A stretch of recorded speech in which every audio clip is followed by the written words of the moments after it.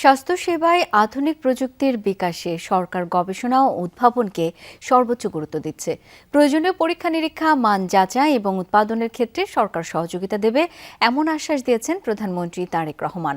দুপুরে সচিবালয়ে মন্ত্রিপরিষদ বিভাগে প্রধানমন্ত্রী কার্যালয়ে স্বাস্থ্য মন্ত্রণালয় সংক্রান্ত সভায় দেশীয় প্রযুক্তিতে তৈরি ভেন্টিলেটর ও হাই ফ্লো অক্সিজেন মেশিন তৈরিকারকদের প্রশংসা করেন প্রধানমন্ত্রী। দুটি মেশিন ব্যবহার উপযোগী ও বাজারজাত করতে প্রয়োজনীয় সব ধরনের সহযোগিতার আশ্বাসও দেন তিনি।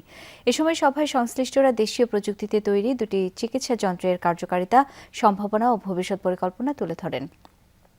সভায় জানানো হয়, প্রয়োজনীয় অনুমোদন ও ক্লিনিক্যাল পরীক্ষা নিরীক্ষা শেষে যন্ত্র দুটি দেশের সব হাসপাতালে ব্যবহারের পাশাপাশি আন্তর্জাতিক বাজারেও রপ্তানির সম্ভাবনা রয়েছে। দেশীয়ভাবে উৎপাদিত হওয়ায় যন্ত্র দুটি তুলনামূলক কম খরচে বাজারজাত করা সম্ভব হবে, যা স্বাস্থ্যসেবাকে আরও সাশ্রয়ী করতে ভূমিকা রাখবে।